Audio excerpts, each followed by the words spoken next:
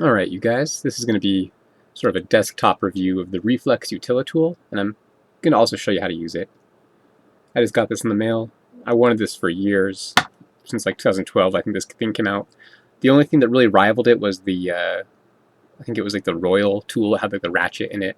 And I think they even make one of those now that has a rethreader, so who knows, maybe I'll try that one out in the future, but for now I'm really happy with this one. The color is orange, it's nice and heavy and bulky.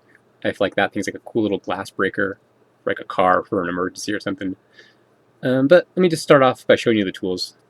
That's the coolest one, I think. That's the one that is going to save you the most money. This tool will pay for itself with this little thingy in there. That's a rethreader for an axle, and it's replaceable, so there's a little set screw in there. You could unthread that, and then if you break these little teeth, you can just go to a hardware store, get a new one of those, and stick it in there. So after that, we got the standard three, things that all skate tools have. That's for the truck mounting hardware.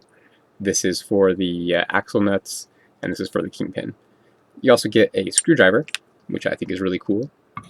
One of the best designed screwdrivers. Has a lot of kind of cool hidden features. So T-shape, so you get real good torque on there.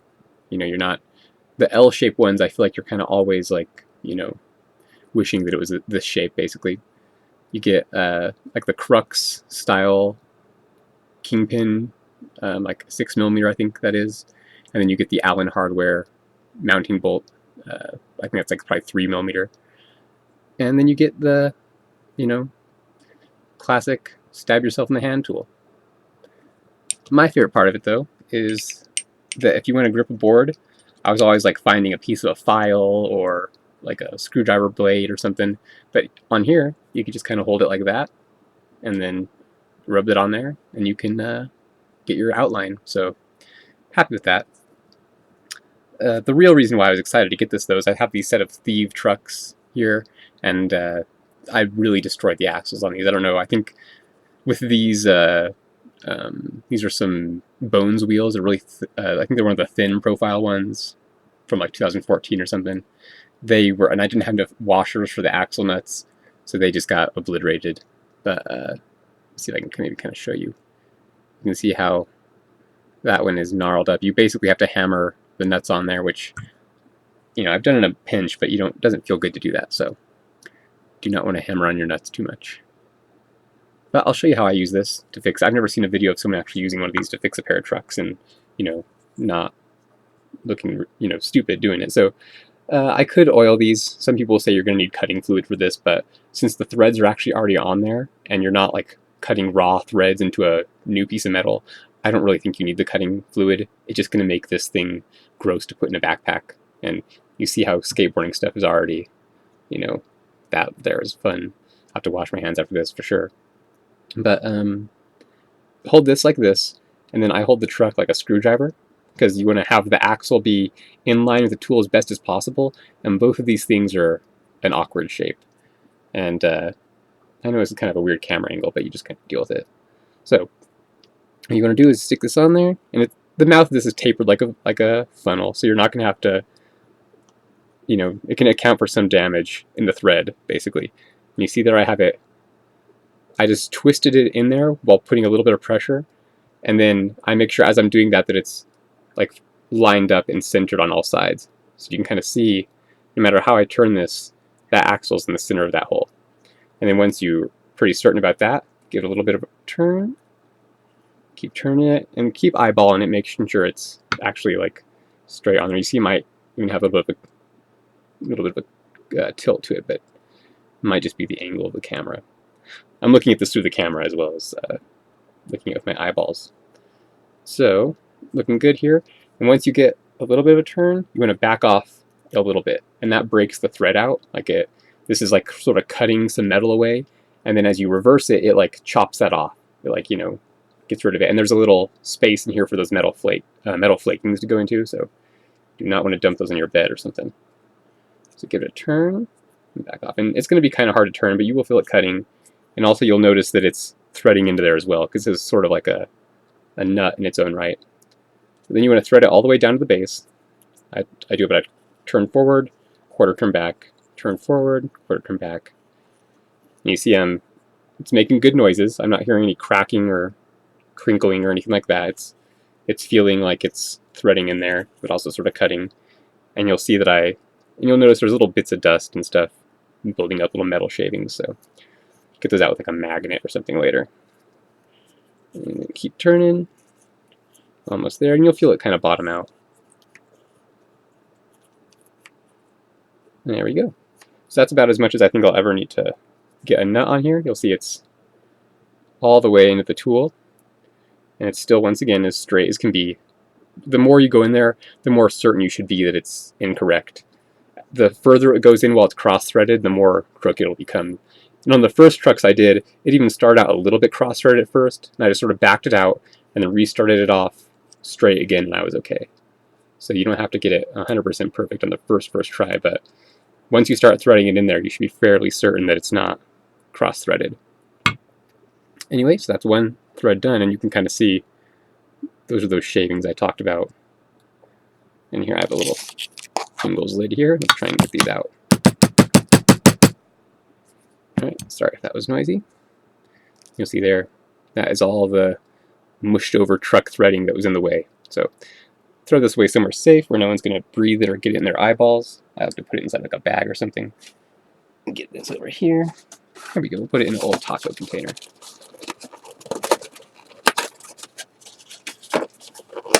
Alright, and that is closed up and safe. Although I'm probably going to have to do it again because I realize there's another one of those. But I will come back when it's all done. Okay, you guys, I figured I might as well, if I'm here at my desk, I wasn't going anywhere, might as well film the next one too. And this might give you a better idea what I was doing.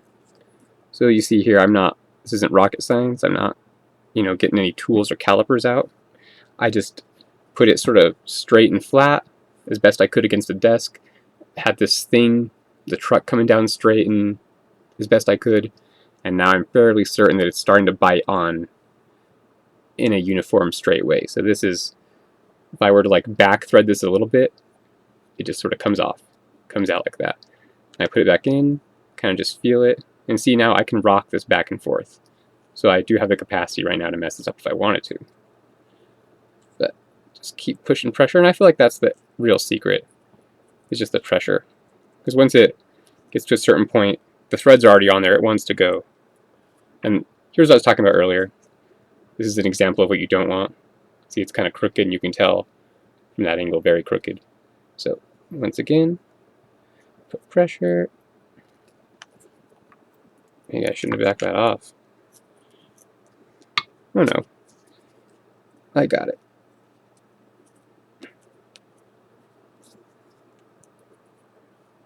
Yeah, see, got it perfect. Just pressure, and even at that stage, I found a little bit of like quarter turn, back turn, that really helped out there. I was having issues until I sort of back turned it, back traced it, so to say. Anyway, here at crunching, cutting, that's good. No cracking and breaking. Doing this into the bottom. Now, I don't know how many times you could actually do this to your trucks before they started to look weird. I was thinking about what would happen if you did this like 1,000 times. Like, would they just get shorter? Maybe you just lose out on the amount of threaded area, or do they get pointier? Who knows what happens. Anyway, nice. Perfect. So that looks good. The tool did its job. I almost just dumped those shavings on my desk. This time we'll get a Gatorade lid or something. There we go. Obliterated truck. Yep. And these are actually the CSX thieves, so these are not the titanium axle ones. I don't know how much harder or easier this tool would work against a titanium axle. That's probably about all I have to say, except for maybe trying it out. Where'd I put the other one? There it is. Let's just sort of hand thread these on. Oh yeah. Perfect there. This would not be doable before.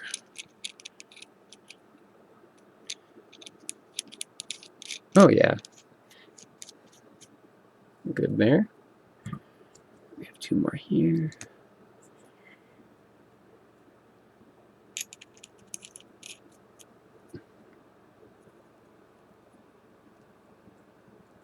There we go. Looking good. You can kind of see where it's more shiny is kind of where it really did its work.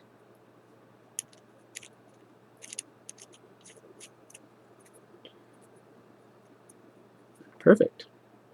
All right. So that is I would say a pretty cool demonstration of that tool on these cool trucks.